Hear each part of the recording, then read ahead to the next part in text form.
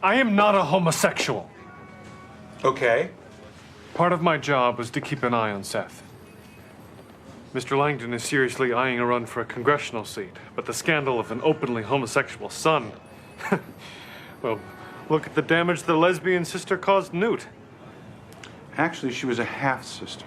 Well, she may have been a half-sister, but unfortunately for Newt, she was all lesbian. You don't think Newt's problems had anything to do with his ethics violations or him being a pedantic megalomaniac who espouses family values while serving his cancer-stricken wife with divorce papers while she's on her hospital deathbed? Did that ever occur to you? Anybody know where Cassidy is?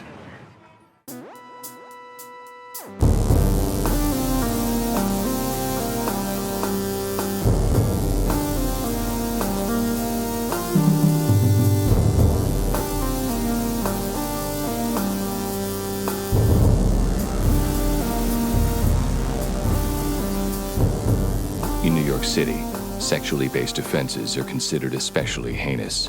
These are their stories. Hey guys, welcome to Munch My Benson. My name is Adam. I'm here in Albuquerque, New Mexico, and I'm joined on the line by Josh. How are things up in the north, Josh? So let's see. So yesterday, Josh, Megan and I both kind of unexpectedly had the day off, and we went on a 10-mile hike with 2,800 vertical feet gained during it. It was hard. Yeah, that's stupid. Why did you do that? It was fun. It was a good time. It was a day off, Adam. Yeah, it was a good time. We got some exercise. You two could have made a third child. We had incredible vistas. That's not happening. Oh, these fucking monsters. They've been sick all spring. They've been sick. Oh, well, it's terrible. And they're getting you sick, right? Yes. And so last week we were supposed to record. I was violently ill out most of my orifices. It was unpleasant, to say the least. So thank you for being agreeable and punting, because I couldn't do this shit last week. I was dying. Right. Josh, have you seen anything exciting besides the National Basketball Association recently? I mean, exciting, no. We have been watching season 2 of Landman. Okay. And it's like Jeremy would I think co-sign this statement, friend of the pod. Jeremy Steen, our guest for Beastmaster on Unkind Rewind. Nice. Landman is a very dumb show. Okay. That only works because it's got Billy Bob Thornton in it, and Billy Bob Thornton kind of elevates what's otherwise very dumb material. It's like 40% a good show, 60% a bad show. Okay. Most of the female characters written badly. 60% of the storylines are bad, maybe more, honestly. But there's something weird about all the Taylor Sheridan shows that, like, for whatever reason, I keep fucking watching them, even though they really irritate me. It's not quite a hate watch. Josh, we should get to talking about this episode, but first, what are you drinking? And do you need a refill? Well, I drank a. Well, there's like half a finger left, but it was 4 fingers of Bullet Rye rocks. I don't have a backup because I was just going to drink Bullet Rye this whole episode. Yeah. I was going to do the same, but I might go grab a beer. Yeah. Yeah. And then I have a... No, I'm not going Pamplemousse. I have to work in the morning. I have to work at 8:30 tomorrow morning, so I probably shouldn't. I don't. I probably shouldn't have cared another drink. But what are you drinking, buddy?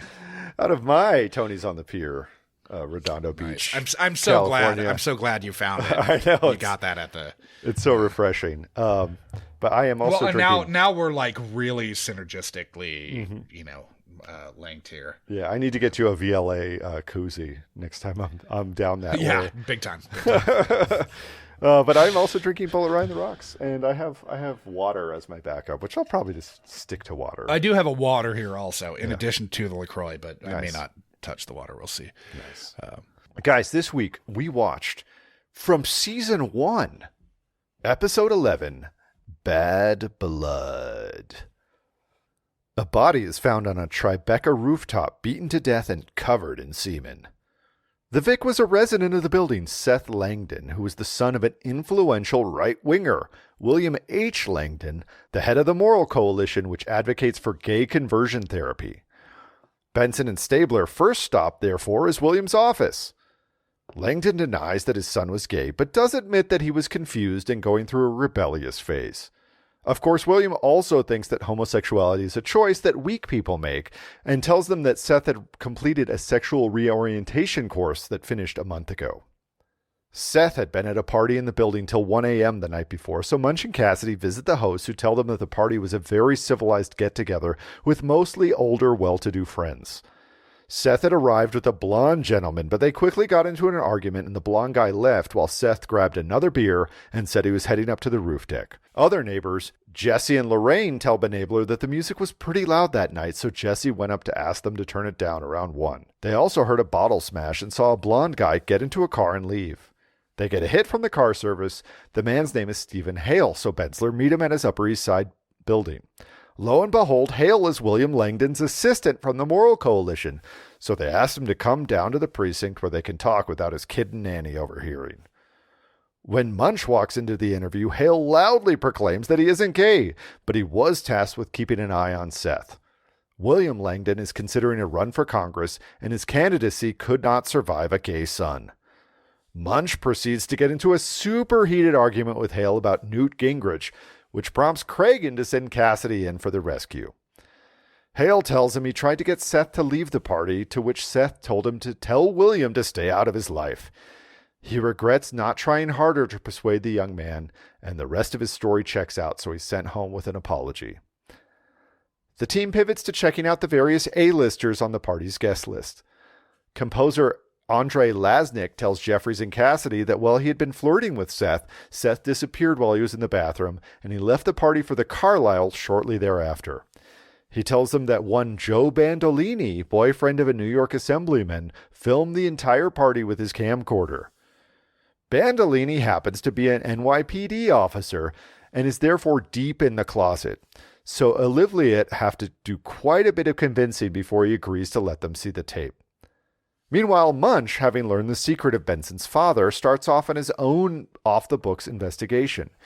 He meets the former partner of the dead detective who'd been assigned to the case and learns of a serial rapist named Carl Kudlak, who'd been alibied by his wife many times until she committed suicide in 1972, which allowed the cops to finally bring charges against him. There's no known link with Serena Benson, but it's a place to start an inquiry. The next morning, Bandolini arrives at Cragen's office with his representative from GOAL, the Gay Officers Action League. They accuse Stabler of threatening Bandolini with public humiliation and legal action and filed an injunction preventing SVU from viewing the tape. A DNA sample from the body seems to match one Ray Gunther, a violent serial rapist who'd been locked up in the early 80s and paroled a month ago. His address as a sex offender is on file, and it happens to be in the same building where Seth was killed. Ray Gunther turns out to be the brother of Jesse Hansen, who'd asked the party to quiet down.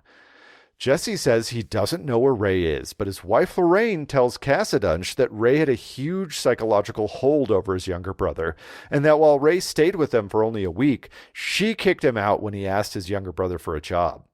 Ray says the whole Gunther family was cursed with bad blood. Ray had been at their apartment the night of the murder and left around 1 a.m. Lorraine thinks he might be shacked up with a stripper named Cindy Stocklash. They find the cheap motel Cindy's been staying at and catch Ray trying to flee out the back window. Ray, of course, denies attacking Seth, but does say he recognizes him from the gym and says he reminds him of one of his lovers from prison.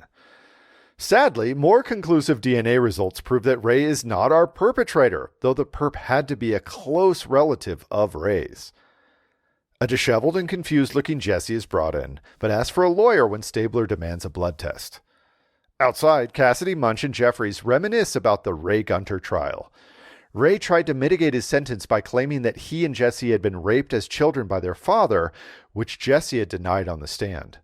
Then the whole team has a little nature versus nurture philosophical debate, after which Benson leaves and tells Stabler that the only way this case makes sense is if Jesse, like Ray, was born bad. 88 Carmichael wants additional evidence in case the DNA gets excluded, so Cragen sets up a meeting with Officer Bandolini to try and get the tape. Cragen tells him an extended anecdote about Bobby Jones losing the 1926 U.S. Open because he told the truth about moving a ball by accident. The video, which Bandolini gives him, shows Ray at the party. Lorraine says that Jesse came back right after asking the party to turn it down, and when pressed, she tells Bensler that Ray used to pressure Jesse into visiting him in prison, and Jesse would be in a deep depression after each visit. After a few minutes, Lorraine changes her story. That night, Ray came over at 7, got pretty wasted, then dragged Jesse out after knocking on the door of the party, and they didn't actually come back till after 2. Stabler and Benson find Ray at his job, and he casually explains to them how he'd kid his brother about Seth being his girlfriend since the dead man was so flirty with him. Ray says he forced his drunk brother to have sex with Seth since he was still upset about Jesse not standing up for his brother at trial. Ray says he'd set up a practical joke, but didn't kill anyone. Jesse tells him that Ray's right. Jesse did lie at Ray's trial all those years ago. Ray would tell Jesse that Jesse liked getting raped by their dad, and that Jesse would wind up in Sing Sing sooner or later as the legacy of their father. Jesse says he was totally wasted when he got to the rooftop. He vaguely remembers getting a blowjob and the sound of Ray laughing at him. He says he started lashing out trying to kill what he thought was Ray, but who was actually Seth. Ray was standing in the doorway the entire time and said, "Welcome to the family." Carmichael thinks Ray will end up doing more time than Jesse when all is said and done. Benson goes looking for Kudlak, who she decides based on a glance from half a block away is not her father, and we are left with a, am I crazy? Or is Cassidy the smartest member of the unit in this episode? Dick Wolf. He might be. We're really on this run, this Cassidy run of excellence. I know. Cassidy... we're retconning. I think this is forcing us to retcon, or at least reconsider, Cassidy's legacy on the show, because he's been good when we've had him, and we want more of him, which is shocking. We're both shocked to admit. Yeah. Yeah. Like Benson, Stabler, Cragen, Munch, they're all doing kind of crazy things in this. Cassidy, he's coming in when they need him. And he's doing the right stuff. He's bringing it. Sure, he can barely read, but he's doing the job well. It kind of doesn't matter, though. Okay, so guest stars. We have already talked about Dean Winters, Angie Harmon, Leslie Hendricks, and Chris Orbach, all playing recurring characters. Winters is, of course, playing Detective Brian Cassidy. Yeah. We talked about him in episode 185 for the most disgusting second unit in television, where we talked season 15, episode 19, Downloaded Child. Angie Harmon is playing ADA Abby Carmichael, playing, we discussed her in episode 166, Don't Ever Compost Your Avocados. We discussed season 1, episode 10, Closure. Leslie Hendricks, playing Dr. Elizabeth Rogers, was talked about in 121. She comes from a good family. She eats legumes. Discussing season 1, episode 4, Hysteria. And Chris Orbach, Detective Ken Briscoe, is we talked about it in 143. Whatever, we're just going to leave this dangling, where we discuss season 1, episode 8, Stalked. James McCaffrey, who's playing Jesse Hansen here, we talked about while he was playing Peter Forbes back in 102, Schizophrenic Pantene Commercial. Where we were talking about season 5, episode 6, Coerced. Robert Clohessy is the uncredited interviewing detective who's on tape with a young Serena Benson. Yeah. And we saw him back in episode 36. He let Ed teabag him, right? Yeah. Where we were talking season 3, episode 13, Prodigy. He was playing Vinny there. We do still need to talk about Michelle Hurd, but she had nothing to do here, so we're not going to do that. She was barely in this. Barely in it. First up, Amy Ryan. Yeah. Yeah. The only Oscar nominee, I believe, in this episode. She's playing Lorraine Hanson here. She was born in Flushing, Queens, to a nurse mother and trucking company owner father. As a child, she attended the Stage Door Manor Performing Arts Center in upstate New York. She graduated from New York City's High School of the Performing Arts. She was hired for the national tour of Biloxi Blues right out of high school. Wow. Working steadily off-Broadway for the next decade while making her Broadway debut in 1993. She's been thrice nominated for Tonys. She's in the films You Can Count on Me, Keen, War of the Worlds, Capote, Looking for Comedy in the Muslim World, Gone Baby Gone, for which she was nominated for Best Supporting Actress, the Oscar, and she's fantastic in it. Neil Cassidy, Before the Devil Does You're Dead, Dan in Real Life, Changeling, The Missing Person, Jack Goes Boating, Green Zone, Win-Win, Breathe In, Clear History, Escape Plan, Devil's Knot, Birdman, or The Inspected Virtue of Ignorance, Don Verdeen, Louder Than Bombs, Goosebumps, Bridge of Spies, Central Intelligence, The Infiltrator, Monster Trucks, Abundant Acreage Available, Beautiful Boy, Late Night, Strange But True, Worth, Lost Girls, Beau is Afraid, Wolves, and The Statement. Amy Ryan was main cast in The Naked Truth, In Treatment, Sugar, which I love, and Only Murders in the Building. I mean, I love her in all of those shows. Yeah. Although I did not remember her in Naked Truth. I did like The Naked Truth, but I definitely did not know who Amy Ryan was when The Naked Truth was on. She's generally delightful in everything she's in. She's delightful. Mm-hmm. She had recurring roles or was in multiple episodes of I'll Fly Away, 100 Center Street, Kidnapped, The Office, obviously. Mm-hmm. That's probably, other than playing Beatty Russell, that's probably the thing she's most recognizable for. Broad City and High Maintenance. She's in 2 episodes of that, and I love High Maintenance. She's obviously in 20 episodes of The Wire, playing Beatty Russell. She's main cast in season 2, season on the docks. And then she comes back as a recurring character who is involved with McNulty. Unwise. She's also in 2 episodes of the original series, 1 Homicide, Life on the Streets, and 2 Criminal Intents. She's been married to Eric Slovin since 2011. They had a daughter in 2009. Nice. I love Amy Ryan. She's great. It's so fun that she's in this random season 1 episode. I know. I'm such a big fan of Amy Ryan's. I love her in everything she's in. Like when she was in Only Murders, like how great is she? She's great. She's so good in that. She's so good. And she's great in Sugar too. Anyway, love Amy Ryan. So glad she's here. Stephen Beach playing Ray Gunther. He's been in the films Fast Forward, Night Falls on Manhattan, Grind, Cost of Living, Pollock, 13, Salt, and Touched with Fire. I'm assuming Cost of Living was directed by Zoran Mamdani. He had recurring roles or was in multiple episodes of All My Children, As the World Turns, Guiding Light, and One Life to Live.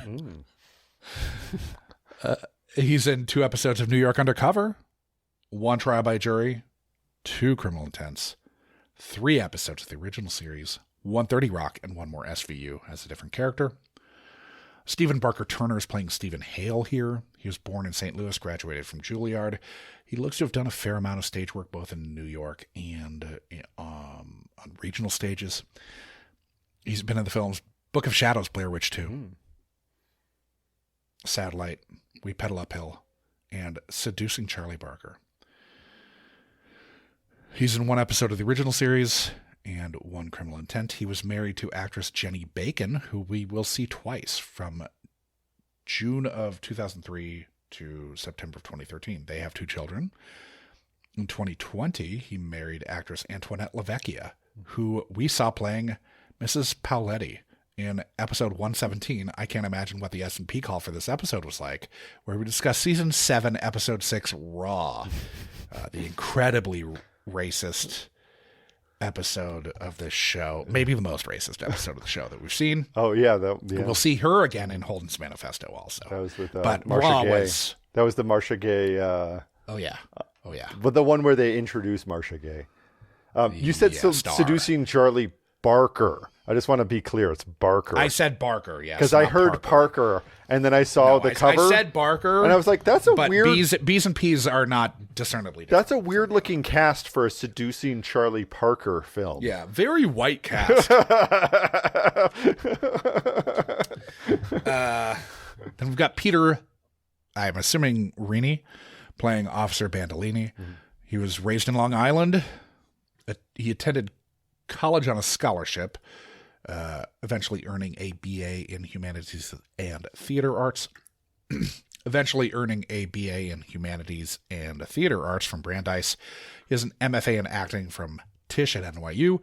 He's done a lot of work on Broadway and in regional theater. In 2010, during a sit-down in Seattle while on the first national tour of South Pacific, obviously South Pacific, it was a first national tour of that production of South Pacific. It obviously predates 2010 by a considerable amount of time. It's been around for a while. Yeah, as I was singing songs from it in high school choir well before that. Josh wants to wash that man right out of his hair. I'll tell you that. I sure do. But he apprehended a hit-and-run driver who was fleeing from the scene of the crime, earning him a certificate of distinction and the police chief's coin award from the Seattle Police Department, joking afterward, "I'm not a cop, but I play one on TV," to the local news, as a nod to the Law and Order credits that he has. Yeah. He's taught acting at the Eugene O'Neill Theater Center and at Pace University. He's in the films The Juror, Sleepers, Boiler Room, Killing Kennedy, Stag, Little Miss Perfect, What Breaks the Ice, and First Rights. He had recurring roles on As the World Turns, Smash, One Life to Live, I Love You But I Lied, The Blacklist, and Orange is the New Black. He's in one Criminal Intent and one episode of the original series. Then Jerry Lanning is playing William Langdon. He was born in Miami to actor parents Don Lanning and Roberta Sherwood. His brothers Don and Robert are also in the entertainment industry, one of whom is an actor. I believe that's Robert. The others, like a skilled tradesman. He's a prolific stage actor, winning a Theater World Award in his Broadway debut, playing Patrick Dennis in Mame. MGM Records released Jerry Lanning Sings in January of 1968, which included a cover of 59th Street Bridge song, Feeling Groovy. He was in the film Damn Yankees. He was main cast in the, I believe it's miniseries Texas, that's based, I presume, on the Michener novel. It must be. 336 episodes he was in. Which seems... Of Texas? It seems preposterous. That can't be. That's not a miniseries. Never mind. That's not a miniseries. It was on 3 years, and somehow he has 336 episodes. It must be... It must be a soap. Must be a soap. Yeah, it must be a soap. Yeah. It's in New York, too. That makes sense. Okay. It must be a soap that neither of us are aware of, which is crazy. Very strange tidbit, Josh. The character he played in one episode of The Cosby Mysteries, one of the weirdest shows that's ever been made for multiple reasons. Was also last name Langdon, was right? William Langdon. Yeah. Yeah. So apparently The Cosby Mysteries is in this universe. Let's not get too far into that, I guess. This is the link to The Cosby Mysteries. Yeah. I mean, there have been other actors who have been in an episode of Cosby Mysteries that I left off. I note it every time, and then I'm like, I'm not. But we didn't have the link. It's the same character. The universe link. Same character name. Yeah. Jerry Lanning was in multiple episodes or had recurring roles in the Donna Reed Show, This Search for Tomorrow, Guiding Light, and Another World. He's in One Criminal Intent. He was married to actress Sherry Mathis from 1979 to 1992. I did not look up. I don't remember if he's still alive or not. I feel like he would not be, but... Says he was born on May 17th. Yeah, he could still be kicking. 1943. I mean, that's not that old. It's old, but it's not that old. Impossibly old. Yeah. He may still be alive. Hope you're doing well, Jerry. Yeah, hope you're doing well, Jerry. Then we've got Leonid Sider, who's playing Andre Lasnik. We saw him playing vendor in episode 83, We're Burning Through Pedos. He was born in Moscow when that was still in the Soviet Union. Yeah. He's been in the films Little Odessa, Don't Drink the Water, 1999, Side Streets, Bringing Out the Dead, Castaway, The Interpreter, Brooklyn's Finest, Bunny Lover, and that's Bunny Lover without an E, and House of Dynamite. He... Making sure I'm talking about a male still. Yeah, you're talking about Leonid Sider. Yeah. Yeah, I know. I forgot. There was a page break. Okay. All right. So he was recurring in Prince Street and House of Cards. Prince Street, of course, with Hargitay and Spano. He's in 2 episodes of the original series and 1 more SVU as a different character. He's also a jazz drummer. Nice. Then we've got Anthony Mangano, who's playing Mancini here. We saw him playing Sergeant in episode 126, Adam's Corpse Power Rankings, where we discussed season 17, episode 1, Devil's Dissections. He was born in Brooklyn in 2010. He wrote, sang in, and co-directed a short film, Heart and Soul, about his father, nightclub singer Tony Mann. He's been in the films If Looks Could Kill, Point Break,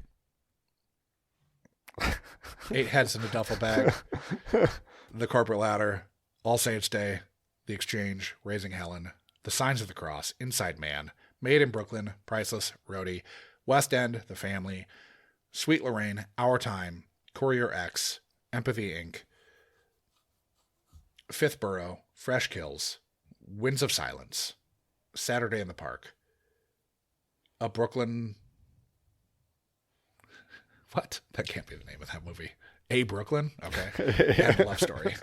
I feel like I fucked something up there, but I'm not going to look it up. He's done quite a bit of video game voice work. He's in multiple episodes or had recurring roles in Seinfeld, NYPD Blue, Rescue Me, Blue Bloods, Person of Interest, Public Morals, and Quantico. He's in 1 Trial by Jury, 4 episodes of the original series, 1 episode of The Wire, and 1 more SVU. He has 1 child with his wife, Teresa. Sadly, I think there's not enough other people on the Point Break cast list that have been in SVUs to really justify it. Yeah. Just watch Point Break. You don't need us to tell you. Watch Point Break. It's the best. It's like the best movie ever. It's like the funnest movie that's ever been made. God, it's so good. It's so good. If we ever hit a Lori Petty episode of SVU, we're watching Point Break. Yeah. God damn it. God damn it. Or if they ever make the mistake of casting Gary Busey as a guest star in an episode. Or Anthony Kiedis, you know. Likely to happen. Then we've got Irene Mazeski playing Cindy Stocklash. Now, this is as good a time as any. Stocklash sounded like a made-up name to me when you read it back. So while you were doing your recap, I went to forebears.io and searched the name Stocklash. Now, the way it was spelled in the whatchamacallit? Credits. No, in the subtitles. Not in the credits. She's only Cindy in the credits, even though they gave her full name. So the way it was spelled in the subtitles... Not a last name that exists. The only instance of Stocklash that I can find on forebears.io is with the surname spelled Stoklassch. How many people do you think have that surname per forebears.io? 43. 1. There's 1 Stocklash. 1 person. 1 Stocklash, Stoklassch. The Stocklash in Argentina in the 2014 census. So in 2014, there was 1 Stocklash on Earth. It's like the last member of some Nazi. Probably the last Stocklash. Yeah, 100%. That's obviously what I was also thinking. But one Nazi got away. No, if you're one of our listeners, no offense. Yeah, if you were alive in 2014, odds are you weren't the Nazi. You just descended from one. Now, we saw her, Irene Mazeski, playing Candy, not Cindy, Candy. Yeah. In episode 121, she comes from a good family, she eats legumes, where we were discussing season 1, episode 4, Hysteria. So 7 episodes before this, she's playing a different character. Yeah, that's they're only one vowel apart. That's the season 1 experience for you. Sure is. It looks like she's been working as a dental hygienist since 1981, getting her AS at NYCTC. Nice. It seems like she probably lives in Naples now, if my internet sleuthing is correct. Naples, Florida, Okay, not I was going to Italy. say, it's a big difference. Yeah. Big difference. Yeah, big difference. But I wanted people to think for a second that maybe she was able to move to Italy. It would be hard to get your like hygienist certificate in Italy because you have to be able. It's very easy. The government fails all the time, so there's no. I don't think they even keep records in Italy. Like medical license stuff is very hard to get in a foreign language because you have to be able to. Not dental hygienist license. Look, I don't know. I don't know how easy. I don't know how those things go. Sure, Naples is in southern Italy, so one can cast aspersions, but but the laws were made in northern Italy primarily. She's a renegade dental hygienist who flaunts the rules at every turn. I love that for her. Doesn't worry about Italian licensure. She's just cleaning teeth up and down the Adriatic coast. Man. It's amazing. She's in one more episode as for you. Yeah. Then Scott Robertson's playing Attorney Shore. He's faculty at American Musical and Dramatic Academy in the acting department. He has a ton of Broadway and regional theater credits. He's in the films In and Out, Heartbreak Hospital, Undermined, Tenderness, The Noel Diary or The Noel Diary, and Mother's Instinct. He was in multiple episodes of the Mildred Pierce miniseries. He's in 1 Trial by Jury, 1 episode of the original series, 1 Criminal Intent, and 1 episode of Organized Crime. Then Joe Jamrog, which seems like a made-up name also, that I didn't look up, but that's his real name. He's playing Detective Pete here. He was born in Flushing. He's in the films The Front, Christmas Evil, The Muppets Take Manhattan, Arthur 2 on the Rocks, Runaway, Blue Steel, The Fisher King, Jackie Bouvier, Kennedy Onassis, and United 93. He's in 1 episode of the original series. He died October 14th, 2017 at the age of 84. Alex Sullivan's playing Mikey per IMDb. He was one of the people killed in Aurora, Colorado in the spree killing at Century 16 during the midnight screening of Dark Knight Rises. I did try to reach out to that Alex Sullivan's father just to try to confirm who he's now a politician, but I was unable to substantiate that. So it's possible IMDb is lying about that. I would hope that that's not the case. It's tragic. Yeah. He would have been 14 or 15 when this shot, which I'm a little skeptical of, but whatever. Mikey. I don't remember the character Mikey. I don't remember the character, so I can't say. Michael Early is playing Gerald here. He's in the film Fighting. He had a recurring role in Godfather of Harlem. He's in 3 episodes of the original series. Ken Lund is playing Bob here. He's in the films Victor Victoria, the 1995 TV movie, not the James Garner classic. Yeah. Blake Edwards directed with him and Julie Andrews. Then he's also in the film 44 Minutes, The North Hollywood Shootout, Back to You and Me, and Rob Peace. He had recurring roles in Loving and The Deuce. He's in 2 episodes of the original series. Lastly, we have Zoe Yeoman, who's playing DNA tech. She was raised by an Air Force enlisted man and a civil servant mother. She made her professional acting debut at 16 at King's Hall in Heidelberg, Germany. She's in the films All About You, Raising Buchanan, The Tiny House Movie, and Holiday in Santa Fe. So she's been in your hood. Yeah. They probably shot that film Indemnity. in Canada, so... No. Because she was on the board of the directors of the Friars Club of California and is a past president of the Arizona Women's Theater Company. She does a lot of acting stuff in the Southwest, so I think they actually shot it in Santa Fe. That's weird.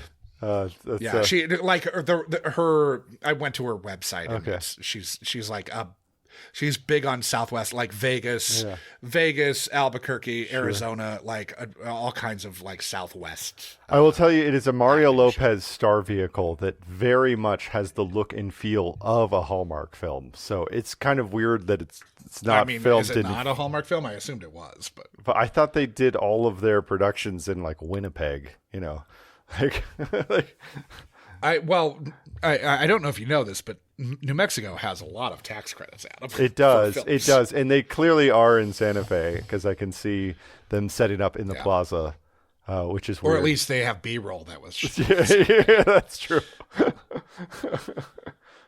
Okay, it looks like a movie that was made. Probably not a good one. Yeah, sure. Let's not watch that.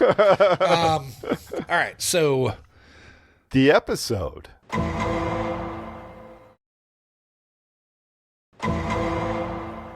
Head bashed in, junk out, seminal fluid on the face, legs, mouth. In real life, jump right into it. In real life, the uni would say would introduce the scene as male victim, mid-30s, beaten to death, and then get into the seminal fluids. But instead, he hides the identity of the Vic so that Hargitay can have the dumb was she a resident line? Oh. Men can have jizz on their face too. My God. Oh my God. Tell me about it.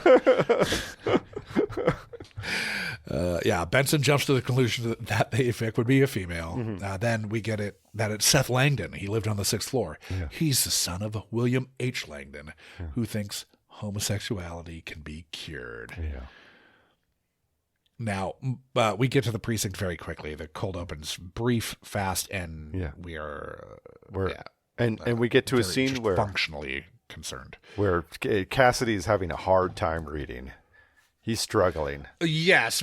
We also have Munch going off the deep end, thinking that by filling out the health insurance forms, they'll have your genetic fingerprint and genealogical history, and thus be able to predict when he'd die. Like, I get that. I get that Munch is, a conspiracy but it's centered character. But Clyde Bruckman is not your insurance salesman, Yeah. I got it. I hope the rest of the audience did. They should. Clyde Bruckman's final repose. It's Emmy-winning performance from Peter Boyle. Yeah, it's if not the very best X-Files episode, it's top 5. It's so fucking good. Extremely good. Like as far as like an episode that works dramatically, it's extremely good. Shit, yeah, it's extremely good. It's phenomenal, and it takes place in St. Paul, Minnesota, if I recall correctly. It does, yes. You recall, I mean, it's obviously not filmed here, sadly. Yeah. It's filmed in Vancouver, most likely. On Vancouver Island, I believe. Okay. But maybe it's in Vancouver, not on Vancouver Island, but yeah, they could make. They often shot Victoria. They often shot on Vancouver Island. Yeah. They like to put the cast and crew on a boat. Yeah. Yeah, have fun on the ferry, you dicks. Mm-hmm. Munch also says that Benson has the right idea, leaving the father's side blank, which Stabler then pulls him aside at the end of the bullpen scene to tell him to avoid the subject of her father, as she only knows one thing about him, and that one thing is that he raped her mother. Yeah. And Cassidy can't spell hemorrhoids. But I don't know if that's just a sick zing, but it's a good one. I like it. Hemorrhoids has 2 R's. Yeah, sure does.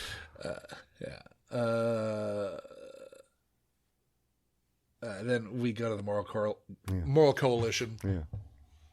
Seth was merely going through a rebellious phase. He was so confused. He wasn't I gay. did everything I could to help him. I got him into one of those sexual rehabilitation centers. They have an excellent success rate. I love that we do see the video, and Seth is like, like the gayest man you've ever seen in your life. Not cured in a scare quotes kind of way. I suppose we should probably do a little lip service for conversion therapy, which is a sham. Yeah. I felt like we've talked about it in the past. Maybe I just I don't know that we retconned have. it. Okay. I couldn't recall us doing so. And if it was, who fucking knows when it was? Or the We've moral done majority. 254 of these fucking things. Yeah. I don't think we've actually talked about the moral majority either. I don't think so either. They're fucking assholes. I'm almost positive we've not talked about the moral majority. We may have debunked conversion therapy, but if you go to the American Psychological Association, which is the professional, the primary professional organization for psychologists in the U.S.,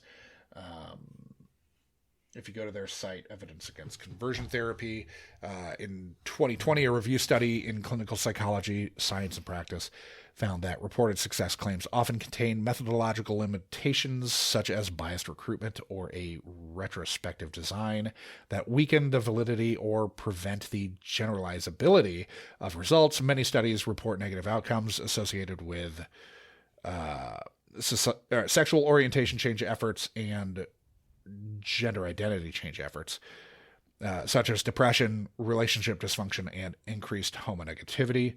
A 2015 study in the Journal of Counseling Psychology surveyed 1,612 people who underwent sexual orientation change efforts and found that only 3.2% of 1,600 people reported even slight changes in sexual orientation.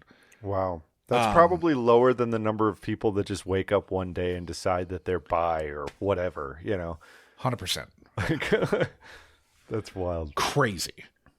But yeah, I mean, there are obviously multiple harms that come in tandem with this too. They reference electroshock therapy later on in the episode, which absolutely was used in what you'd call aversion therapy, which is more like if you can imagine Clockwork Orange. Basically show you an image of, so if you're a guy that they're trying to convert, show you an image of a hot dude and shock you when you see it, to try to get you to, and then not shock you when you see a hot lady and try to get you to not have boners because you associate the boner with the electroshock therapy. Let's Pavlovian. Let's turn them into Pavlov's limp dogs. Mm-hmm. Now, in 2020, a study published in the Journal of Homosexuality found that youth whose parents attempted to change their sexual orientation at home and through therapists or religious leaders reported 3 times greater likelihood of high levels of depression, suicide attempts, lower educational attainment, lower income levels, and reduced life satisfaction in young childhood. Similarly, adults who had been exposed to God damn it. Sorry, I have to scroll back up. Gender identity change efforts. They abbreviate that after that. I should hope at any point in their life reported increased distress and 2-fold higher odds of lifetime suicidal attempts, according to a 2020 study published in JAMA Psychiatry. In addition, a 2020 review published in JAMA. You can call it JAMA, Josh. They call it JAMA. Sure. Yeah. I'm not a doctor. The Journal of American Medical Association. Or something. Yeah. It is. I mean, Megan gets those fucking things. Yeah, I bet. But they estimated the total annual cost of Soch and Geis in the U.S. could reach an annual economic burden of $9.23 billion when the associated harms, substance misuse, and suicide attempt costs were also considered. So all of this stuff is costing billions of dollars. And not really. Almost tens of billions of dollars. It's a scam and a lie. It's 100% a scam. The APA is basically they oppose these change efforts, given the evidence of harm and lack of evidence of efficacy. So that's as of 2021. I'm shocked that a right-wing outfit would be involved in doing scams and telling lies. I'm shocked. What would be shocking to you about that? But yes, conversion therapy doesn't work. Does not fucking work. The link is in my show notes if you need to get it. Nice. Thank you, because I will link that. Yeah. Now, Seth and his blonde date to this party exchanged words after Seth flirted with someone else. Yeah. Then Seth heads to the balcony with a bottle of beer. Yeah. This is so still 1999, Oh, yeah. Did you see the art in their apartment? It was filmed in 99. Yeah.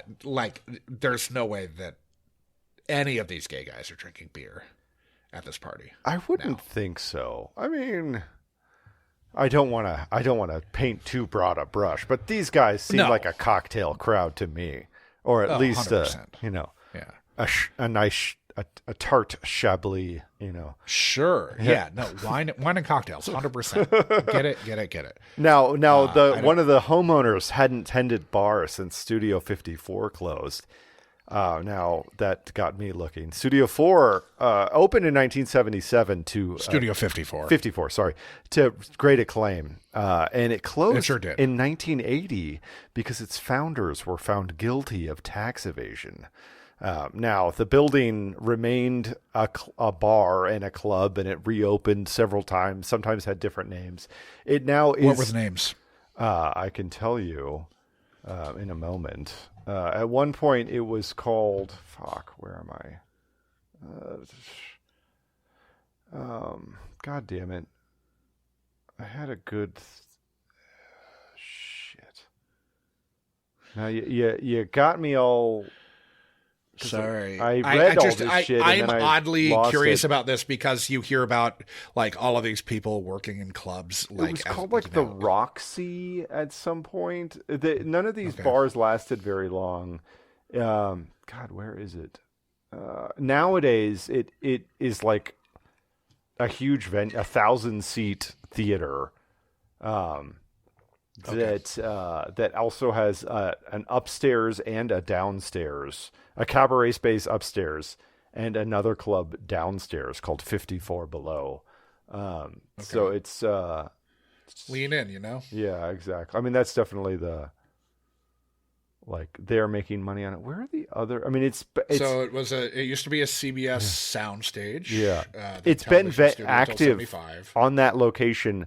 A bar since 1927 with a few little It was interludes. the Ritz in 89. Yeah. The Ritz, that's right. It was Cabaret Royale in 94. Yeah. The Roundabout Theater Company renovated the space in 98 Yes. to relocate Cabaret to that location. Now it's upstairs at 54. Yeah. Well, there's 3 venues there at that Right, on-site. right. That's the second floor, 54 Below's in the basement. Yeah. Yeah. Yeah. Right on. Did you ever go there? No. Yeah.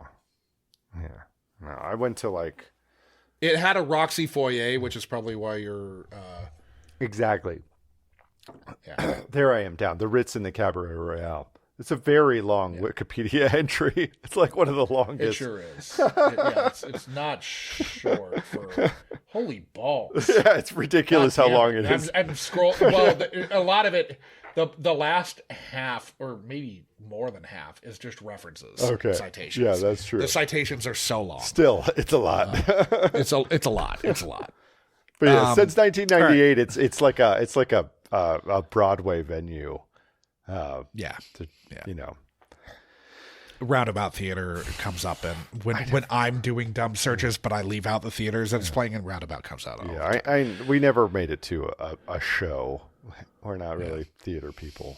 All right, so Jesse had to ask the party in 3B to turn the music down around 1 after 3 complaints. Blonde guy was seen getting into a town car after the beer bottle smashed outside the ground floor couple's apartment window. This ground floor couple, of course, being the 2 most recognizable cast members in the episode. Yeah.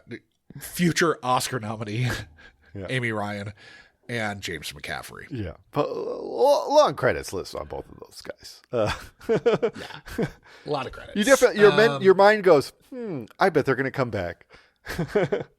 Yeah. Then we get Munch apologizing to Liv about the dad shit. Yeah.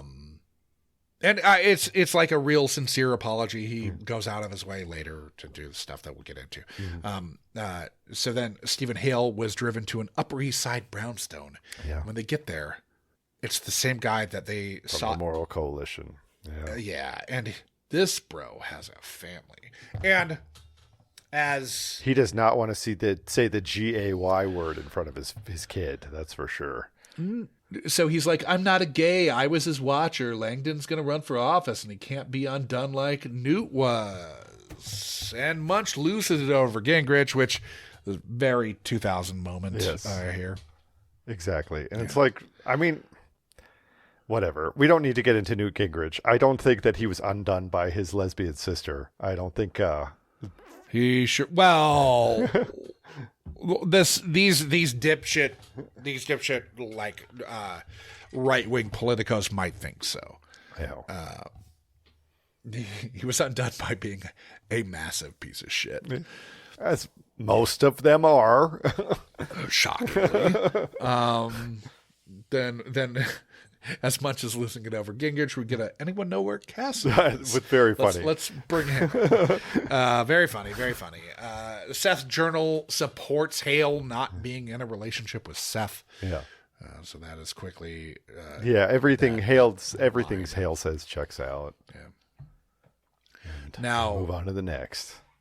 Yeah, Joe Bandolini was recording the whole party on a camcorder. Bandolini's a cop. He doesn't want them to fuck up and get him outed. A fair concern, given the long history of them fucking up and screwing over witnesses over the course of their investigations in this show. They promised the height of discretion, with a warrant being their other option, despite his assertion that there's nothing on the tape that will help their cause. Which is a threat. Now, of course, there is something that helps their cause. Yeah. Of course, yeah. Now, Munch goes to the cop who was on the unit when Liv's mom was raped in 1968. Gets a folder. Bandolini and the gay officers Action League rep, Reed, Cragen, and Elliot, the Riot Act. Real organization. It was in New York, founded in 1982. Yeah. And definitely still around. Right on. Now, Munch gives Liv the file for the perp Carl Kudlak, who was pulled in as a person of interest on her mother's rape, but had his wife alibi him out, which was later proven to be a pattern that she did for him while he committed these other rapes. DNA came back on the Hill Langdon case. Yeah, Langdon. On Langdon. And the ME said mitochondrial weird here, like mitochondrial, or all mitochondrial instead of mitochondrial. I thought that was very strange. Honestly, for being as low as she was on the call sheet, she had kind of a lot of lines. Yeah, and a lot of them are really, really jargony. Yes. She's your neighbor, probably. It's a hard, But mitochondrial is a weird way to pronounce that. Look, they did not give her a second take, Josh. They did not. She'd never seen that word before. There were no second takes here. No. And this is pre-CSI, like DNA evidentiary infiltration of every fucking thing that we ever see now. Yeah. But she said it mitochondrial. Mitochondrial. At least twice. I heard her say it twice. I think there was one time she said it normally. 2 times she said it in a weird way. Now, Ray Gunther, the Parkway rapist, a violent rapist who just got paroled. A violent rapist who just got paroled after serving 15 years on his 25 to life sentence, was a mitochondrial match, which we'll get into in a second. Now, Gunther lives with Jesse at that building. Ray has a psychological hold over Jesse, per Amy Ryan's character. Yeah. All the Gunthers are bad news. Bad blood in that family. Yep. Cindy Stocklash, the white trash stripper whose motel didn't get porn, used to visit Ray in prison. The old days when you had to... Yeah, when you had to pay to watch porn in a motel. I know. Liv then listens to her mother's recounting her assault on tape with Robert Clohessy. Yeah. She mentions sideburns. Well, Serena Benson does. Yeah, which is how Liv can clearly tell from couple hundred feet away that that's not her. That old man Rapist is father. not her father. Because I guess the idea is that she just can feel his presence, and that's not her or dad's. something. I don't know. Yeah. Season 1 doesn't know what's happening yet. They hear Ray and Cindy humping inside the motel room. Yes, they do. As they're approaching. Big time. Audibly. They're audibly fucking here. They knock on the door. He goes out the back window and right into Liv and Elliot's arms. Yeah. Liv wonders if Ray couldn't get the prison yearnings out. And if that's why he raped the Langdon boy. Ray is very forthcoming with information. Yeah. In general. You'd think he maybe wouldn't be. You'd think he wouldn't, like, been in the cling for a long time. Incriminate himself multiple times. Right. He's talking awfully tough for a guy who's possibly shorter than Liv. Also, Yeah. definitely shorter than her in whatever footwear she's wearing. Might be shorter than her IRL on flat feet. Now,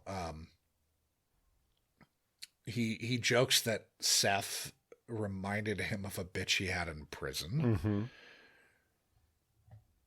And Which isn't a prison rape taunt alarm. it's not. because It's not. he's- It's a little. He's the one talking about prison rape. Yeah, exactly. It's more just for the viewers, reminding them what prison in the United States is. Right. They're like, hey, you know that show Oz Yeah. with two of the guys on this unit? Yeah. Anyway, Kragen's like, I got to talk to you. And Benson's like, Elliot wasn't overzealous with that perp.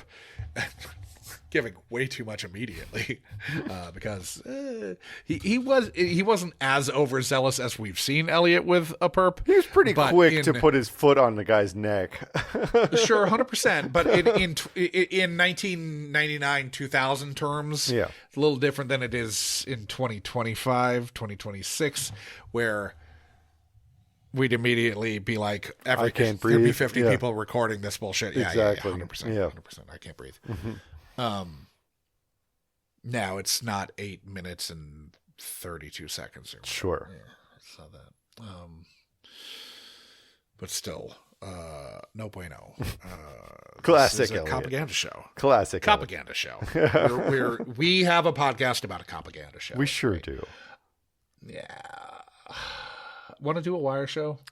I mean, This is Much by Benson, The Wire. We're not doing that. we could just switch to It doing wasn't Cage Ray's films. DNA, though. Yeah, it was. Yeah. Can we just do a Nicolas Cage podcast? It wasn't Ray's DNA. It was a relative's. Only one relative we know of. Yeah. And presumably, given how TV works, that relative will have been someone that we've seen on screen already. Yeah. And one that is, recognizable. Yeah. The second most recognizable guest actor Mm-hmm. on the show. At trial, Ray claimed he and Jesse were raped by their father, but Jesse denied it. Liv says, quote, "The only way Jesse makes sense for all this is if they're fruit from the same poison tree." I mean, not really. Well, but that's more about her internalizing. I know. Yeah. But yes, not really. That said, she's right here, but that's not the only way that makes sense. But it's not because he has bad blood. It's because, his fucking monster of a brother, essentially forces him to do this. Right. Then we have the B. Bobby Jones moment. Yeah. I did not get into the 1925 Who cares? or 26 U.S. Open because I don't care about golf. No offense, Drew. Don't care about golf. Sorry, Drew. Golf can get fucked. Ray can be seen in the mirror outside the party, kind of distorted a little bit, contorted, almost like a funhouse mirror. Yeah. But he can be seen out there after Jesse left, and he's got a hand over his head this kind of. Kind of looks like Bob Very weird. from Twin Peaks. Yes, big time. Then Jesse. We find out that Jesse would disappear for days after Guilt visiting Ray in prison. I was wondering, Then my thought, I'm so twisted by this show that I thought that Ray was forcing Jesse to go to a conjugal visit room with him. I mean, yeah, it is funny how this show has broken us, but I think that's more of like a season 8 episode and not a season 1 episode where they don't know what the show is. And they don't know how the internet works. They don't know how anything works in season 1, really. The showrunner leaves partway through the season. Yeah.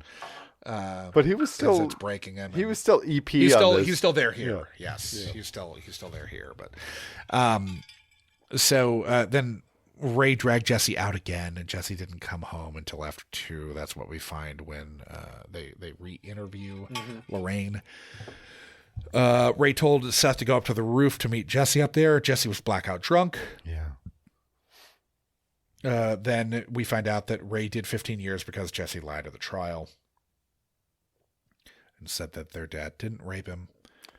I mean, I don't think Ray's the kind of sympathetic perp that you're going to give him too much leniency because of that. Not at all. You're still a fucking asshole monster that brutally raped and assaulted 7 or 8 women, something like that. Right. Yeah. And this is still the guy who said that it was awful for him, but that Jesse, the younger brother, liked being raped by their dad. Yeah.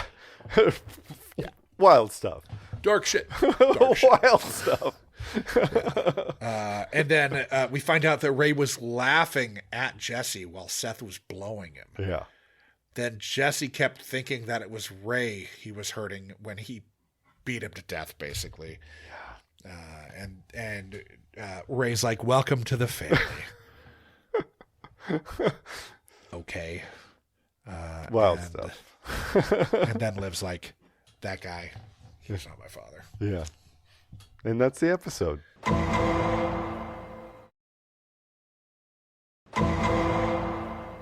You ready to rank this thing? I sure am. So, guys, every week we rank these episodes. We rank on the overall quality of the episode, the quality of the guests they're in, how problematic the episode was, wink, wink, nudge, nudge, and the depth and breadth of lives ruined. We're trying to come up with a composite score whereby we can rank this against all those other episodes we've seen and will eventually have seen. Now, this definitely ticks a few of our boxes. Sure does. I don't know that it ticks the first box, quality. But it's not dog bad, shit. It's not dog shit. It's not good. It's one of those season 1 episodes that doesn't really know what the show is, right? 100%. And things about it don't quite make sense in the way that we've come to be used to. Right.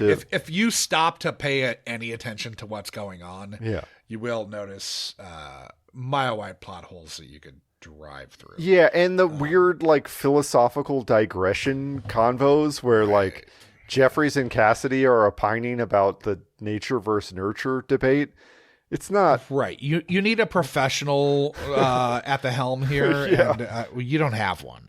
This is I believe episodes before he has decided that this show's too dark for him, and he walks before the first season. You did this, so this is you.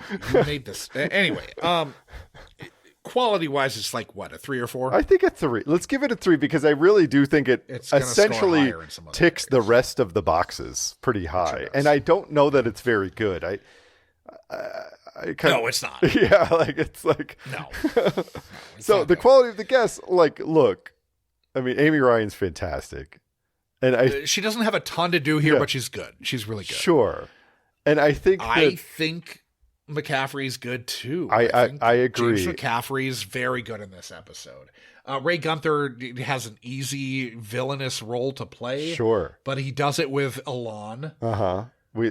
It's enjoyable. I think Irene Mazeski as Cindy made up last name, or sorry, there's one person in the world in Argentina. Well, it's a stage name, you know. No, the character. I know, but Cindy's. I assumed it's a stage name. Cindy Stocklash. Yeah. I assume Stocklash is a made-up name. Yeah, sure is.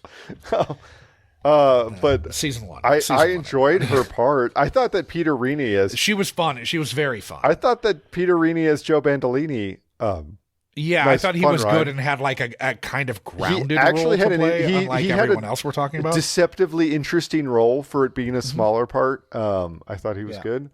No, I think all around they're pretty fucking good.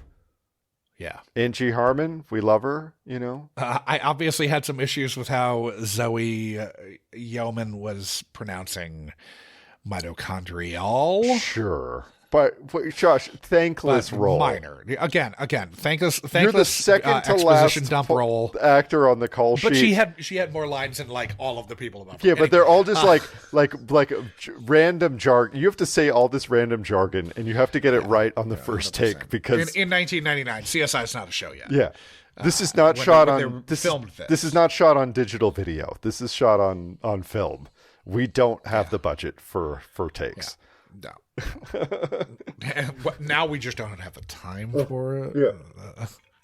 But before that was a budget thing. They weren't making money. The cast wasn't making money yet here. No, exactly. Different budgetary constraint nowadays. 100%. Yeah. Yeah. So I think the guests are probably like a 6 or 7. Yeah, I mean, I think it's a 7. It's fun to see like Amy Ryan, even if she's not the star in 1999 that she is today. Yeah. But I think everybody does a good job. Nobody's bad.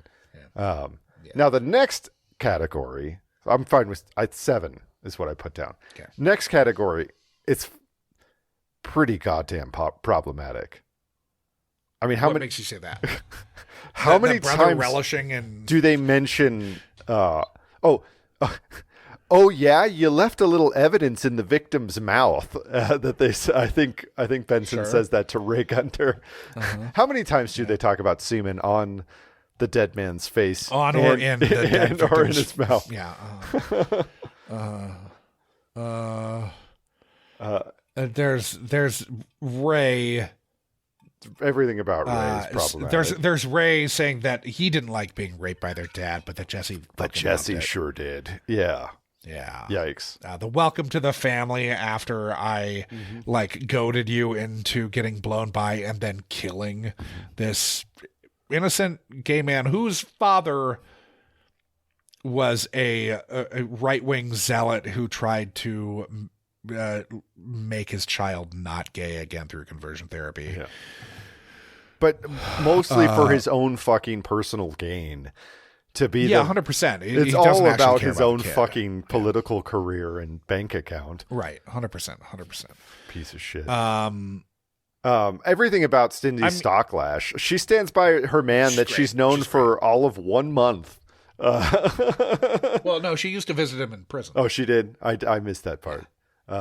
She used to visit well, good. him in prison.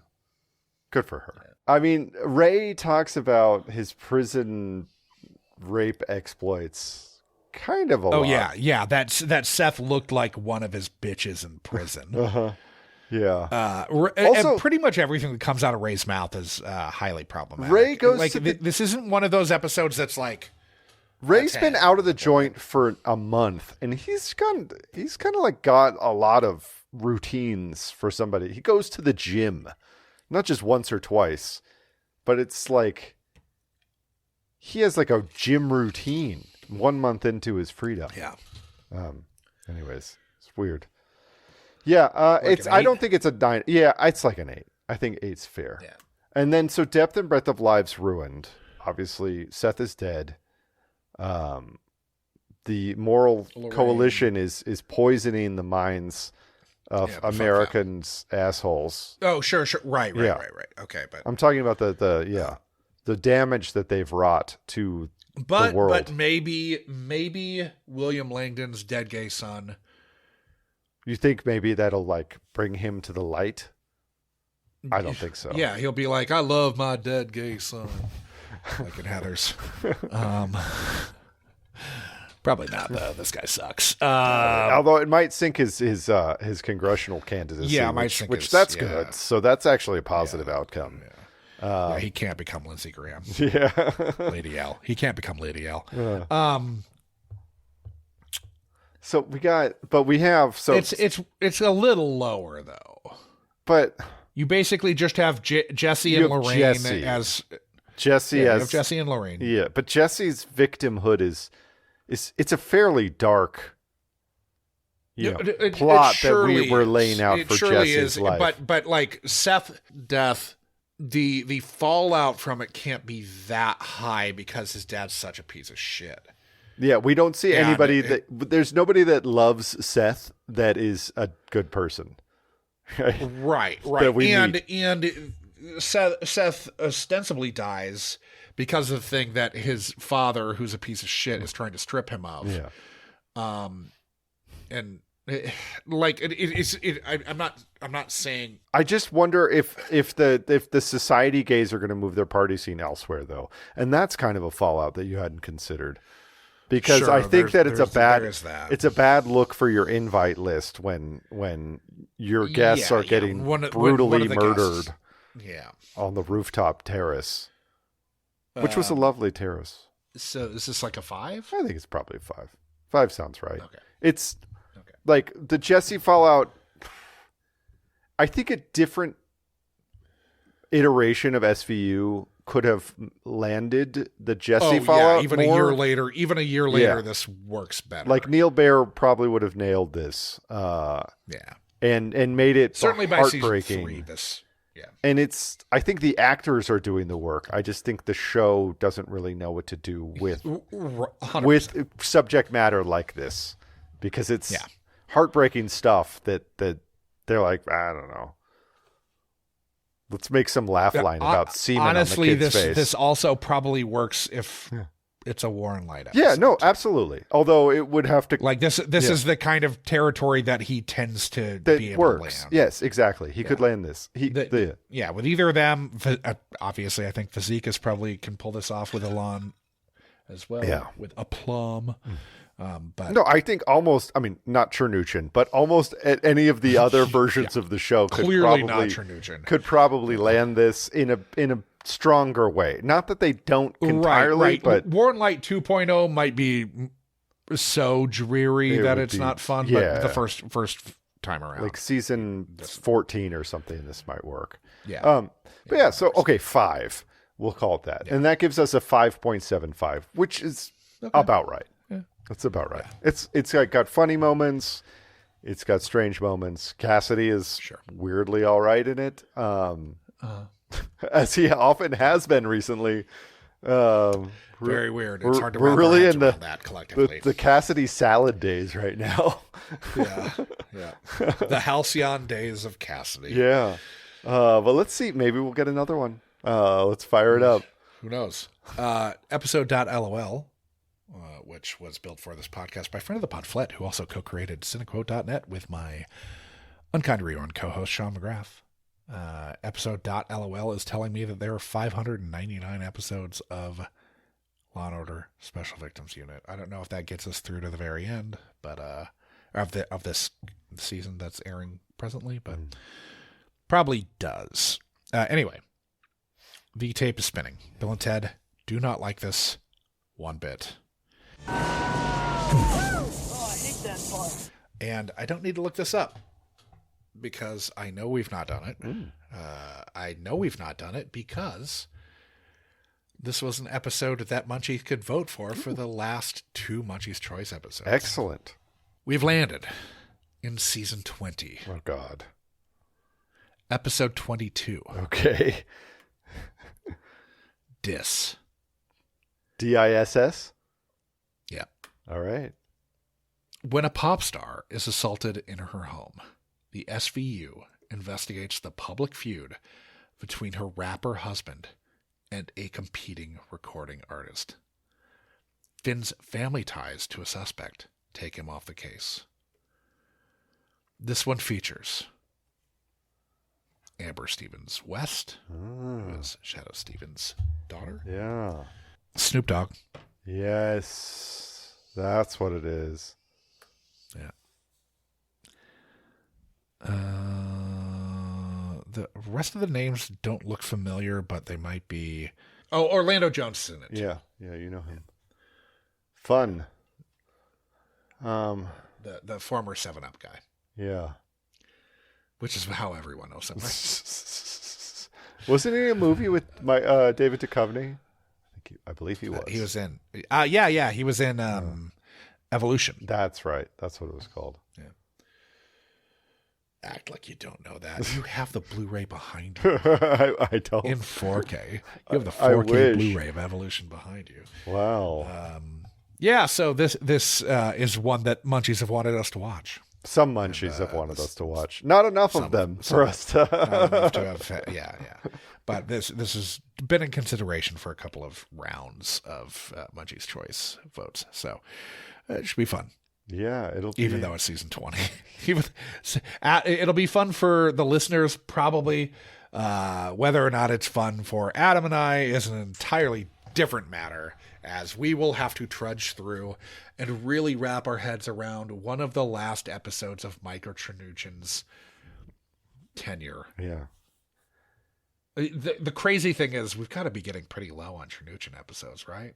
It feels like we've done a lot. It feels like we've done a lot, but then they keep coming up. There's a lot of episodes each season, Josh. 22 to 23 episodes is a lot. I'm aware. As someone whose life has been ruined by seasons 19 and 20. Yeah. It's crazy how few we've done from 18 and how many we've done from 19 and 20. I know. We don't even have... Not that I want to do season 18 episodes. But I just can't even get a good opinion on what the Rick ID No, because we've done so few of them. I know. Anyways, this will be something. Fuck our lives. But, if you want to vote, if you want to nominate the next bizarre Chernuchin episode, episode 260 will be a Munchie's choice. So it sure will. It's time to get those nominations in. And given when we're recording this, we will not have recorded episode 260 at this point. Yeah, exactly. So really, if you hone in on 260, something, get something in. But to do that, you need to join the Patreon. You also get access to our movie club. We were just discussing the various movie options that we have. Josh, I think we should do Bringing Out the Dead. We haven't done it. I was going to we have not done a Cage film yet. So Bring Out the Dead. Yeah, I think it's an easy choice. The Believers, we can catch the Believers again later on if we decide we want to do that. But Bringing Out the Dead is it looks kind of special. I don't think I've ever seen it. I don't remember having seen it. So it will be fun for me. Yeah, we've talked about it a lot. I really like it. Yeah. As one might assume. We will definitely be able to find that it. Unlike some of the other things. So many people are in it. Yes. Phyllis Somerville, Sonia Sohn, Michael K. Williams, Judy Reyes, Nestor Serrano, Ida Turturro, Nick Cage, Patricia Arquette, Tom Sizemore, who we'll have to talk about at length about his whole... you know my feelings about Tom Sizemore. I'm glad that he's as a terrible person in real life as he is on screen. Yes. I fucking hate that guy. A dickhead. Anyway. So that I love that because we need to do that fairly soon. But guys, so join the Patreon. Now, if you want to discuss this episode or the next episode or Bringing Out the Dead, best place to do that is going to be on our Discord channel. The links to that are in the show notes or on our website, munchmybenson.com. Both of those places you can find the links to all the various podcast episodes. Mostly Josh has guested on, although I've done a couple. You have, yeah. Yeah. Also, you can find one, much to your chagrin, the one where you had to write something that really chapped your ass off. Yeah. God damn it. We also have social media accounts, although, join the Discord if you want. Obviously, check out Unkind Rewind. Yes, as well. Check out Unkind Rewind. Other podcast. Yeah. What are you guys in between seasons right now? We're about to ramp up, continuing recording. We've kind of had a couple months where we didn't record much. Yeah. But Sean and I were literally talking this afternoon about when he's available to record again. Nice. Though he's gallivanting. He was just in LA last week. He actually. He had, I believe, a meal with Chad Burns, who he'd never met, but I obviously have. Who was our guest for Firstborn and for Excalibur. Nice. So he met Chad Burns IRL for the first time. Nice. Good for you, Sean. While he was in LA, now he's in Portland. Fucking itinerant roustabout, this guy. Such a gadfly. Anyway, yeah. So, the Excalibur episode, which we just dropped in January, I think, was really fun. Where we got to sit back down with Chad and do a movie that he loved, and I actually hadn't seen in since high school. He has a tattoo of Mordred. Nice. Chad does. Yeah. Yeah, great tat. But yeah, make sure to check out Unkind Rewind. Yeah. Excalibur episode's really fun. Speaking of Sean in Portland, I finally finished The Hunted, which is the William Friedkin film starring Tommy Lee Jones and Benicio del Toro. And Anthony Hopkins. No, Anthony Was Hopkins. Anthony Hop? No. Anthony Hopkins is in. Never mind. Yeah. Just It's probably like the most Portland movie that's ever been made. Surprisingly. other than Body of Evidence, obviously. Dude, there's so much Portland in this movie. Friedkin, You know how much Portland? You Friedkin see all goes of Madonna's off. Portland. Friedkin destroys downtown Portland in this. Yeah. They are.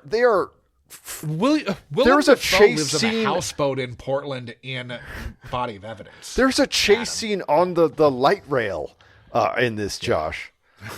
on the Max. Yeah, on the bridge over the Willamette. You know, it's very Portland. I recommend it. It's fun. I mean, I think you're highly underestimating how Portland Body of Evidence is. But you need to see The Hunted so you can. Because it's got a great. It's got I a will watch The fucking Hunted. great. You will, Yeah. because I've wanted. I was reading about it recently. I want to watch The Hunted, but you also have to then watch Body of Evidence with Megan. It has some flaws as a movie, but holy fucking shit, can William Friedkin direct a chase sequence? Holy shit! Yeah, obviously, So good. Obviously, you just saw To Live and Die in LA. Exactly. Yes, but it's and you can see in both of them, like the techniques he learned making Sorcerer and like remaking Wages of Fear are used all the time. You know, these kind of like that, making it just and French Connection, which is maybe the most insane chase scene ever shot. Yeah. because it was not on controlled streets. That's wild. That's so fucking crazy. People could and should have died. Benicio del Toro kills a lot of people in this movie, Josh. You'll enjoy it. No, I'm looking forward to it, but you also have to watch Body of Evidence. Absolutely. Now that we're on before the next Portland episode. Film Festival. Yeah, we're a Portland film podcast.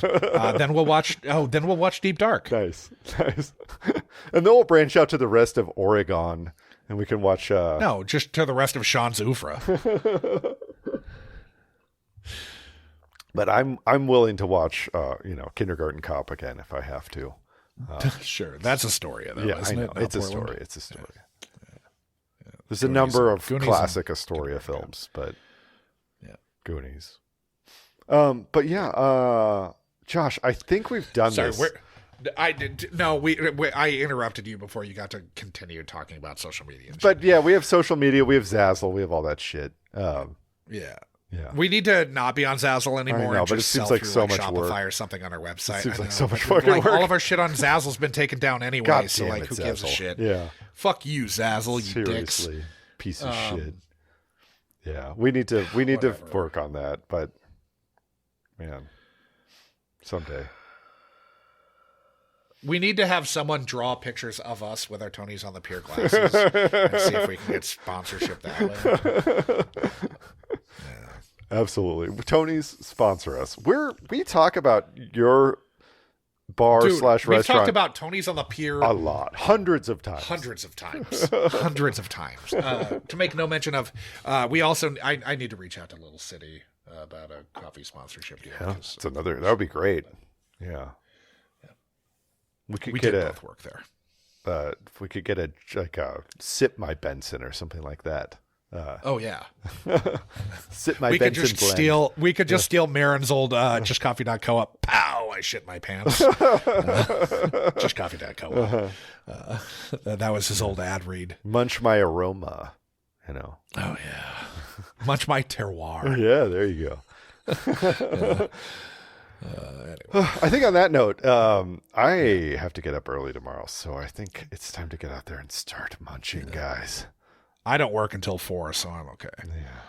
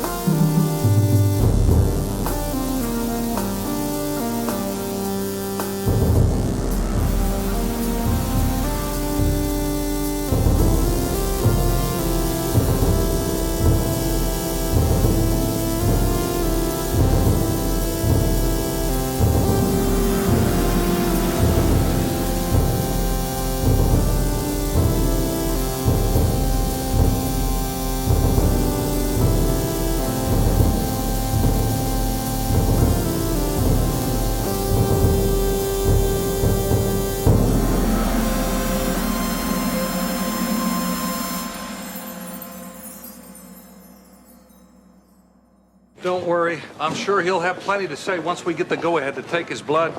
How about you guys? You find anything? Just a piss-poor gene pool.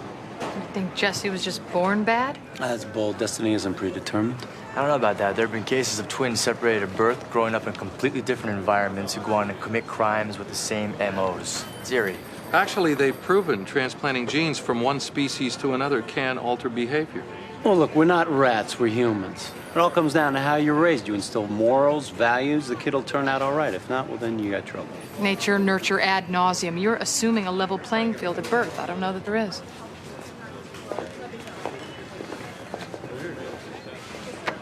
Hey, something wrong? Oh, it's just, hitting a little close to home. How's that? The only way that Jesse makes sense in all this is that they're fruit from the same poison tree. You don't really believe that, do you?